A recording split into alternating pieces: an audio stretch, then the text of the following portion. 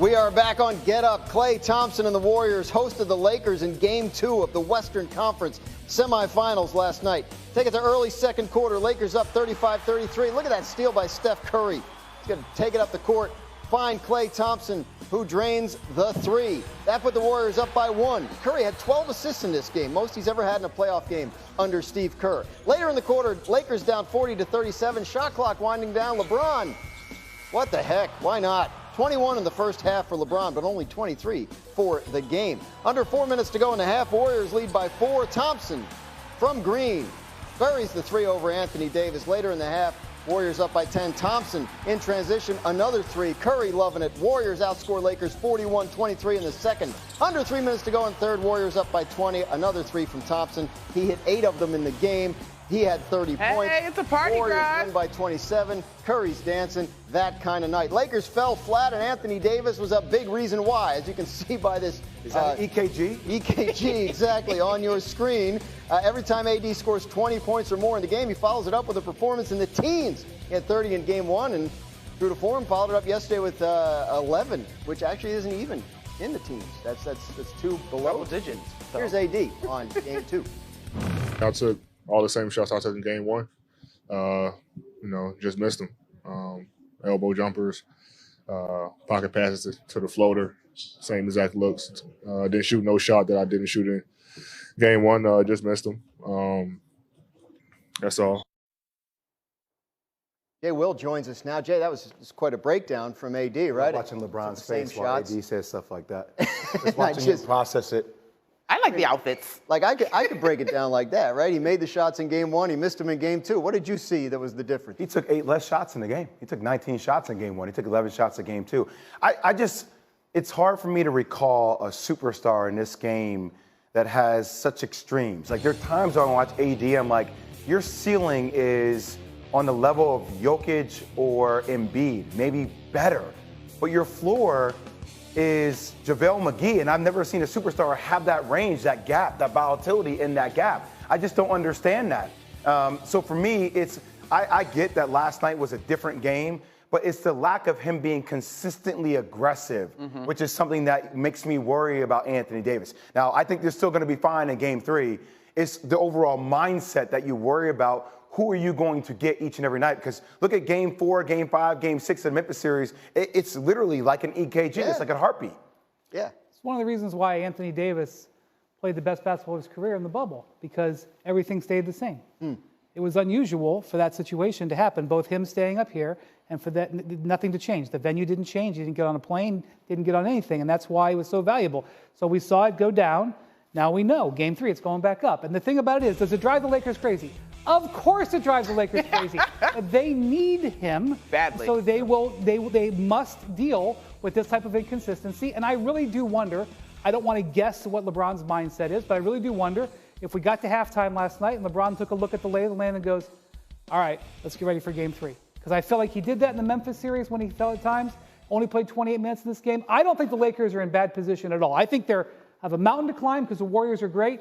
I don't think there should be serious concern. Are we? Yeah, sorry, Mike. There's no doubt that this is going to be a competitive series throughout. The one thing that I will say as I look at this series, and tell me if you buy what I'm selling here, Jay, if this thing goes 7, that's a problem for the Lakers. Like, if Anthony Davis is going to find his rhythm, it needs to be 2-2 or 1-2. You know, it can't be up and down. I don't think that they have 7 games to get this done, because you go back to Golden State versus the Warriors squad that has been there, done that. Steph Curry shooting the ball, shooting lights out, or even just being signature Steph Curry. Like, you're going to have to find a way to break this pattern that we all acknowledge exists if you're going to get this done, in my mind. I was surprised that Darvin Ham didn't change up the scheme a little bit, because they were blitzing every ball screen, and you had your best wing defender and paint defender extended trying to blitz Steph Curry, which, in first game, Game 1, they did a lot of coverage over the top. They were chasing over the top and funneling with Vanderbilt, Steph Curry, into those trees down low. Harder to do it when Steph's on the ball. Yeah, that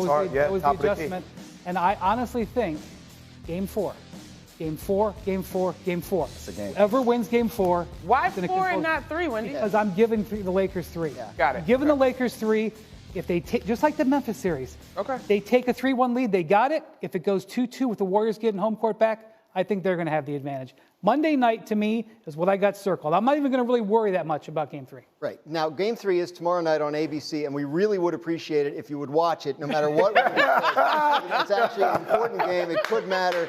The series is tied 1-1. Whoever wins Game 3 wins what? What did we say earlier? 79% of the time? So we talk about if AD can stay hot. What if Klay Thompson can stay hot? Is that it? Is it ball game for the Lakers? I mean, look, the way he was catching and shooting last night, I think one of the most beautiful things about Klay is that he's been able to create so many more shots off the dribble this year, in a contract year, right? So I think him getting going early really set the table because they were blitzing Steph. Actually, for Klay having the 30-point game, Steph had the best game. He was the best player on the court because his playmaking ability reminded me of 2015. It's like Andre Iguodala got Finals MVP, but he never gets that because Cleveland couldn't guard Steph Curry straight up with Matthew Dellavedova. They had to trap him, and when he becomes a playmaker, that's all of a sudden when the pace of the game changes, and that's when Golden State's at their best. Well, are we spending too much time on AD's and not enough on Golden State and how they defended him, what they did differently last night? I mean, they changed their starting lineup. Sure, they did change their starting lineup. I thought JaMychal Green played terrific. He was able to knock down threes that it looked like at times the Lakers were daring him to take. I think AD is a large part of this series. He's certainly, in my mind, the player that can swing it. Draymond Green, I mean, he's an all-defensive player for a reason, right? Like, so he has the capability of making a night difficult for anybody that he's guarding. The Warriors shot lights out, and they were very quintessential Warriors basketball. I think the wrinkle is that Steph was the playmaker, so to speak, the truest point guard for him. But they shoot threes. They got a versatile defender in Draymond Green. I'm not really surprised that the Warriors bounced back and hold AD serve. was trying to throw water on that in his fishing cap. Mm-hmm. He was saying, I got the same shots I got in Game 1. I just didn't make them. But we talked with C.J. McCollum earlier about the way the Warriors pushed the pace in this one. You think that's going to be a problem for the Lakers? I mean, to me, that was my big takeaway from Game 1 is that they can't play this way the whole series. And by the way, they didn't. They didn't play that speed. And I think Steve telegraphed what he was going to do. He said, oh, this is how you're going to play? Okay, we're going to play slower and even smaller and even faster. And it worked in Game 2. We'll see in Game 3. The wrinkle then to me becomes, how do you slow the game down? Can you slow the game down if you're the Lakers? And that, I don't know. Well, Darvin Ham played right into it. I mean, I don't know if you Yesterday guys, he did. The first quarter, after made baskets, D'Lo was pushing the ball down the court. There were times where you were waiting for Anthony Davis to come into the television screen because the ball was already down the court. So if you want to match that style and tempo, that plays into how Golden State wants you to play. So, I mean, what do they need to do differently? Get back to what they did Game 1. Yeah. Dominate the paint. Yeah, but if Steph doesn't come off the ball, how do they fix it? I mean, for me, I'm going back to drop coverage. All right. I just think I think that even if it's top of the key, force him one way. So when Steph comes over half court, you can't play him parallel to the half court line. You have to shade him one way. And when you force him one way, you stay on that high side. Because when Vanderbilt tries to flatten out and Steph's able to start dancing with the ball east to west, he has you. If you force him one way, you inevitably have an advantage. And AD needs to make reads. Look, we charted AD's production in the playoffs. Yes. We can do the same thing with Klay. It goes like this with Klay. Yeah, with Klay. So he was up here in Game 2. It could be down here again. And I'm telling you, the Lakers' defense would look completely differently if Klay doesn't go 8 of 11 and instead he goes 4 of 19 like he did in Game 1. Yeah. Have you seen anything in this series so far that changes your opinion of how it's going to go, who's going to win it? No, I think I had the Warriors coming out, not by a wide margin, but I just think as we watch this thing and the rhythm that you're going to get in the cadence of this series, even though there's a ton of youth surrounding LeBron, in terms of the wrinkles in their system, their overall stamina, it seems like it favors the Warriors as this thing gets into the fourth quarter so far. But I could be very wrong. LeBron could pull off something heroic and bring the Lakers through this thing, but I just think systematically, whichever word you want, the Warriors system is well established, and they've got guys that they can plug and play and make little wrinkles that can cause the Lakers some problems. Yeah, I'm going to take Golden State, too. I just think the cumulative effect, like a game every other day at this pace, I think we're going to start to see a little bit of that age and those legs from Anthony Davis a little bit, because I think he's going to be the one critical aspect because he needs to be the Lakers' best player. If the Warriors come back home 2-2, I like their chances. Condition green. Right. It's 3-1, condition red. Ooh, 3-1. I really think Game 3 is going to be great, and that people should tune in. Well, it's going to be Absolutely. great, but I also think Game 4 is going to matter. We did want to look one more time at, you mentioned the fishing hat. I think we want to take one more look at how these guys showed up in this. Is that the correct thing to say, a fishing hat? It's a bucket hat. Bucket hat, yeah.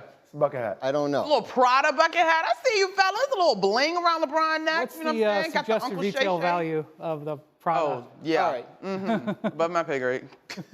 We got a pair of Game 3s tonight on ESPN and the app. You got Celtics-Sixers at 7:30. That series is tied 1 game apiece. And then Kevin Durant and the Suns